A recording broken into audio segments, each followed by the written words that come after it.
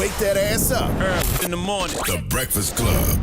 Morning, everybody. It's DJ NV, Jess Hilarious, Charlamagne the Guy. We are the Breakfast Club. It is Mental Health Awareness Month. Yes, it is. What we do each and every May 5th to be exact, Silence the Shame Day, and we have a very special guest, Shanti Das. Welcome back. Shanti. What up? How are you, boo? How you feeling? I'm feeling good, actually.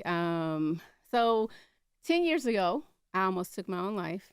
Well, it'll be 10 years in September. So this is like my year of rebirth. That's what I'm calling it. And I'm in such a good place. Amen. In space. And I have really accepted being like this mental health advocate and doing this work and not being stressed about going back in the music industry, even though I'm still proud of my boys like Outkast. Yes. Just got, going to be inducted into the Hall of Fame. And so it's good. I'm feeling really good. So thanks for asking. Before we get into Silence the Shame Day and Mental Health Awareness Month, I do want to ask you, what does Outkast being inducted into the Rock and Roll Hall of Fame mean to you? Because you was there from day one. It means everything. Day zero, actually. Yeah, Players Ball was the first record I ever worked. And so shout out to Andre Big, the late Rico Way, Organized Noise. It's like the holy grail, right, of music. And so they finally achieved that. And I couldn't be more proud. And just to have been there passing out like cassettes during Freaknik and, the Southern Playlistic Cookout. Were you on the documentary?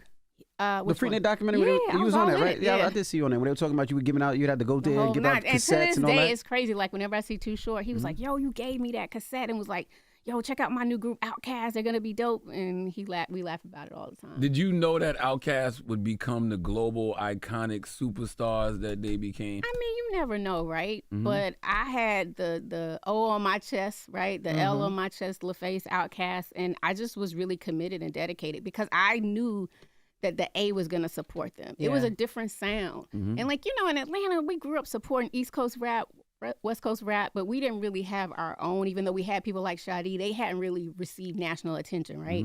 And we would always wear like Dodgers hats or Yankees hats, but finally we could wear like the Falcons, logo and gear and the Braves gear because Big Boy and Dre made that cool. And they really brought like Atlanta to the world, like Usher's doing now on his tour, right? He bringing the A to the world, but Outkast set that up initially and really transformed hip hop. Absolutely. I mean, I know they transformed Southern hip hop, but look at like a lot of the artists that are still influential. They're still from the South. And so to have been at the forefront of that and been right there with them, like, I can't explain it. Like, it kind of solidified even just me and my journey and what I've been able to contribute to the music culture. So. Outkast is arguably the greatest hip hop group of all time and one of the greatest groups, period, in music 100%. of all time. Yeah. 100%. Yep. So when you started the show, you were talking about your rebirth, right? You thought about committing suicide 10 years ago. Now, with this day and age, what do you tell somebody that's possibly thinking the same thing? It's stressful. They're looking at the price of everything going up. It's hard to get a job. They're looking at politics, and they might feel left out. They might feel like there's no place for them. So what do you tell that person, especially in this social media world where nobody wants to be your friend and it's a very evil place? What do you tell that person, that individual? First of all, it's like honor your feelings. If you're not feeling good, you got to acknowledge that, right? I coined this new little acronym, RAP, rapping through your problems. The R is being able to recognize those unfamiliar feelings. The A in rap is acknowledging and accepting, right? That something ain't right. I don't feel like myself. And the P is being able to process through those feelings with a licensed professional counselor or someone, that can actually help you. Even if you call your PCP, your primary doctor, say, I'm not feeling like myself. So you got to be able to recognize, accept, and acknowledge those feelings. And understand that you got to protect your peace at all costs. You got to be unapologetic, right? Now more so than ever, because like you said, like, we're getting hit in a lot of different directions. And people be like, oh, yeah, we all in this together. Not really. We might be in the same storm, but we ain't in the same boat. That's real. Right? No, that's and real. whether it's socioeconomic factors, lack of access to care, like, it's not the same. And we can't pretend that it's the same. And I know we have people that, want to help and do more, but you got to dig deep inside yourself. Because even when I was going through my suicidal ideation, I had to dig into my faith and my spirituality. And I had to also talk to people and let people in. So that's truly important. And then I tell people, you got to remove things that aren't serving you anymore. You can't just be a people pleaser. Like, let go of the scrolling, the doom scrolling and all of that, and really focus and be present with yourself. And sometimes therapy isn't for everyone, but doing like sound baths or getting out walking, immersing yourself in nature, like all of that really matters. And like for me now, if I'm not feeling good, because I still go through my moments, I'll just get up and go outside and take a walk. Or I'll tell people like, hey, I need a minute. And it's okay. That's your time. That's your mind. That's your body. That's your spirit. So you got to really take ownership of your mental health and wellness, because every day, y'all, is something different. Mm-hmm. Like, I'm like, am I in a movie? Like, did I get scripted into something I didn't sign up for? Because it's really scary. And then even seeing yesterday, I know you can't believe everything you see on social media, but I try to go to reputable outlets, right? Like the Breakfast Club. But I saw on one of the other outlets that the federal government is considering like canceling $1 billion of funding for mental health for students, being able to provide additional counselors and that sort of thing in school systems across the nation. And that's really scary. And we know how mental health is affecting young kids because of this little thing right here. That's right. Right. And I don't only blame social media, but it's a lot of pressure. It is. And these kids need the support. So y'all, we got to fight back in terms of protecting your peace, getting the help you need, reaching out to organizations like Silence the Shame. There's a super dope lady I met last week at the Accelerate Her conference in Miami. Her name is Shanti, and she does a lot of healing. And so she just talked about the importance of like really immersing yourself in these healing practices with everything that's going on, right? And so I'm recommitting myself, right, to whatever I'm doing is giving time for Shanti. If I got to set an appointment at 3:00 during the day for Shanti to like step away and take a moment and breathe or get a massage or do something, like, you just got to do it, y'all. What do you advise for people to find their happy place, right? So I realized, like, my biggest happy place is my family, right? I can cut off. I enjoy watching my daughters dance. I enjoy watching my son play soccer. I enjoy talking to the kids, cooking. So I found my happy place, right? How do you tell somebody to find their happy place? How do you do that? Because it has to be a place where they just let go and release. 100%. But think about some of the most joyful times. And I know everybody's life wasn't the same, so let me start with that. Some people did not have a happy upbringing, and I'm sorry for that, right? If that was your truth in your journey. But if you did have fun when you were growing up, go back to when you were like 8 years old. Yeah. Like, what you want me to play with Legos? Whatever it G.I. is. Joes? No, but you know what? To But that point, Shanti, I mean, what did you used to do to make you happy?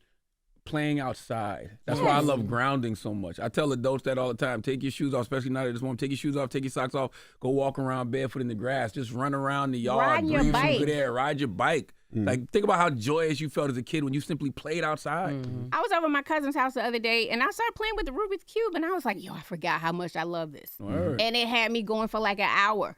But just find things that used to bring you joy. Get your Barbie doll, Jess. Period. Oh, I'm already happy and overjoyed. So I don't need to go. You got to find that inner child. That is so important. Yeah. I'm glad that you are actually like somebody that can speak up, who has gone through the whole thoughts of suicide and everything like that, because you had to be going through some real things. It's this guy on social media who is documenting, like he's planning to take his own life, you know, and he's documenting every day. Yeah. He's on social media, and one of my people who I fixed their mess on, Jess With The Mess, they sent this person to me, and so he's just every day he's leading up. So he's going around like spending his last moments with his friends and his loved ones and stuff, and then nobody stepped in or nothing. He's not telling them. He's not telling everybody what he's doing. But I'm like, how's nobody seeing? Like, because he's online, he documents this. He doesn't delete it. His lives and stuff, he posts them, right? And so he's going to dinner with his people, just talking about life, going around the world, talking to strangers about life and things like that. And then just last week, like, he went on this date, you know, with a guy or whatever. And then, you know, like, he had sex with the guy and everything. And he got online to say how great it was. So he's just doing things that, like, he thinks will on bring his him bucket joy. list, right? Like, before he go. And then, like, he was on Live Happy just like a couple of days ago, and I'm like, so are you doing this for, you know, the clout and some dick, or you just, you know what I'm saying, are you you know what I mean? That dick might have gave him something to live wild, for. but it's in that case, For real. But this is like he's like 30 days countdown, and it's like he got like 9 days left. I hope that someone is intervening. Yeah. Right? Because if it's out there like that, then somebody in his family or his friend circle should be intervening and having him call 988, which is the National Crisis Lifeline. Yes. Super important. And that's the thing. I mean, I'm not being judgmental, but I hope he knows that his life is important and that help is available if he really is truly hurting that bad. That's what I'm saying. Because all he's doing is putting Band-Aids over the situation and what's going on. Or these happy moments could just be Band-Aids if he's really in crisis. Put the phone down though. Like, how are you documenting something that is that's leading up to? Sound like a cry for help to me. It tragic, does. you It know. does. So it does. So yeah. I want to ask you this, Shanti, about suicide. Like sometimes, I'm sure you're familiar with the Mel Robbins let them theory, right? Which is basically let people make their own choices, like whatever it is they want to do. So sometimes you hear adults complaining, nothing is ever going right for them. They're always telling you, about all the bad that's happening in their world. They talk to you about wanting to commit suicide, and you strangely start to understand where they're coming from. Oh yeah. And you realize encouraging them to get help isn't working. So do you just let those people make their own choices? Like, that's a really great question. It's a tough question at the same time. The thing about it, the reason why with Silence the Shame, we try to provide as many resources as possible, but you can't make someone do something, right, that they don't want to do. But you can try to be a positive influence in their lives. And so I've talked to people, who have been contemplating, and I've shared my story. That's why I think storytelling is so important, and people have to speak up and share their stories around it.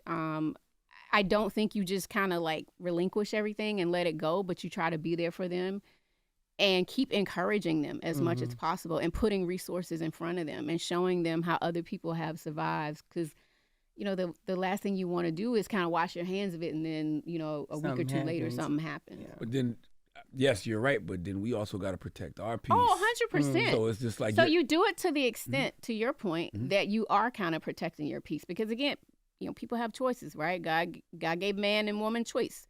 So you can only do so much. And then, our faith comes into play. I'm a woman of faith, and so I'll continue to pray for that person. So, yeah, do what you can as much as possible. Put the resources in front of them, and, let's hope and pray for the best. But a lot of times when people are in crisis, they don't know how to get the help, right? Or they need somebody to say, hey, I'll go to the doctor with you, or I'll help y'all walk with you through this process. And you can only do what you can do. And you were right. The Trump administration did discontinue $1 billion in school mental health grants, and the grants supported hiring school psychologists and counselors. And it was funded by bipartisan legislation that was passed after the 2022 massacre at Uvalde, Texas. Yeah, because see, a lot of schools, sometimes they might have one counselor for like 10 schools. Y'all got to call your legislators, talk to your senators, talk to your congressmen and women, and, we got to push back on this because we need that funding, right? We need to keep pouring into our kids. And I was going to ask, do you see the suicide rates going up and depression going up, or do you see it stabilize, or do you see it coming down with all the mental health talk and all the, platforms and places where people have to go now? What do you see? So from what I think the last study that I saw was like from 2021 or either 2022, and suicide rates, particularly for Black youth, were up 30%. Damn. A lot of those studies, they don't happen every single year, right? Those large pool of research studies, but there has been an uptick rather. Even just 2 weeks ago, there was a young man in Atlanta who happened to have gone to prom 2 years ago, and then some of my other friends' cousins knew him. He took his own life. So I still see, I'm still getting texts and comments about these young people like taking their own lives, and so it's still prevalent. Are they blaming it on social media? Is that what they're saying it is, or they're saying lack of resources in the school, or like what are they saying the reason is? I'm always curious because I just feel like, when we were growing up, we were just as bad, but we just didn't have that social media element where people were constantly going at us. I don't think we had the language, nor do I think we had the safe spaces to even express those issues. Like my dad was dealing with all types of mental health issues that he never talked to me about until I was like 40 years old. But and we didn't know how to name it or what to call it either, right? But even with all that, it's getting worse. It feels like it should be getting better now that your dad could talk and that I can talk and be open and Jess could talk, but I feel like it should be getting better, but it doesn't seem like it is. Well, I don't know if I can pinpoint it on one particular thing, Envy, but I do think it is still a lack of resources in some areas because it's still in underserved communities. People know about it, but they aren't taking that next step. That's why I'm proud. I have an announcement. So we created this PSA campaign, and it was around Black men's mental health, and it was called Healing the Spaces Between Us. And so it was a grandfather, a father, and a son. And we just got nominated for a Southeast Emmy, y'all. Hey. Oh, nice. Congratulations. Yeah, so shout out to Megan Shorjo Pringle, who is our creative director, and Oak Films, who put it together. But, we're really trying to push that narrative, especially to, young Black men and their grandparents and their fathers. Y'all get together and talk about it. nothing to be ashamed about. But you got to put your cards out on the table and talk about it. And yesterday in Atlanta, well, not yesterday, but last week was Black Children's Mental Health Day, right? Yep. Yes. So 2 years ago, Senator Anderson in the state of Georgia wrote a resolution designating May 1st as Black Children's Mental Health Day in Georgia on behalf of Silence the Shame. We'd love to do that in New York, so maybe we could partner with the Mental Wealth Alliance and designate May 1st in New York State, because, again, we're trying to just bring awareness to the problems that's going on so we can try to, cut off those the numbers, right, that keep increasing for suicides among Black youth. Absolutely. And this is Mental Health Awareness Month, and there's always a lot of focus on raising awareness, right? But how do we move past just awareness and start like action steps for actual healing? Again, I think, you got to meet people where they're at. Again, you talked about the uncertain times. Like part of we have a mental health toolkit on silencetheshame.com, a number of things that you can do to honor the month and to push resources out to the community. So one of the areas we're focusing on is fire and rescue, because, we're seeing all these natural disasters and things happening in the world. So we're pushing out resources that are targeted, to the firefighters and to people that are out there on the front lines. Also, we did a toolkit for the federal workers, right? A lot of people that have been let go. I think maybe half of the people that got let go were due to the cuts within this administration. And so we want to talk directly to those that are suffering from a federal employee perspective, letting them know to establish a routine. Even though you got let go, get your daily routine going. Even if it's like looking for that next job, like establish a routine so you can protect your peace and practice mindfulness and reach out if you need support. So we're trying to target specific subgroups and people within the community. And so you just gotta be forceful in a way about it so that we are unapologetic about healing and getting help that we need, but looking at specific groups of people. Because we can all say we're all in this together, or mental health is important, we know we got to take care of it. But when you talk directly at a specific group of people, I think that's when you start moving the needle and getting people to listen. Absolutely. Well, how can people, if they want to tap in and they want to hear or more information or they want to help, how can they get involved? First of all, visit our website, silencetheshame.com. Again, today is National Silence the Shame Day, and we have a campaign. It's May 5th. We just want people to give $5. And the $5, I will say, if it's too difficult for you, please save your money, pay your rent, you do whatever you got to do. But if you can spare $5 or more, you can text the word silence to 707070. Also understand that 988 is a free resources out there. We recently partnered with the city of Atlanta. Shout out to Mayor Dickens and Courtney English, who came together with us, and we're pushing 988 out to everybody that's in, the city of Atlanta and beyond. And, just really trying to make sure that we're pushing as many resources to the community as possible. So please support us, y'all. Talk about it. Don't just, if you're a young person and you listen to The Breakfast Club and you are, going through something with a friend, talk about it. Don't just like throw some foul stuff on social media about that person. Be the bigger person. Be unapologetic about healing and letting go of the things that don't serve you anymore. All right. Absolutely. And one more question, Shanti. There's nobody that protects their peace more than Andre 3000. Do you think he's even going to come to the Rock and Roll Hall of Fame? What's the under-over ceremony? I say he's going to be there. I think he's coming. I will say I called both Big and Dre after, the announcement came out. And Andre, both of them were so excited. Dre was really excited. Okay. So we gonna keep hope alive. It's Shanti Das, ladies and gentlemen. Today is Silence the Shame Day. Mental Health Awareness Month, of course, and we appreciate you for joining us. Thank y'all. It's The Breakfast Club. Good morning. Wake that ass up. Early in the morning. The Breakfast Club.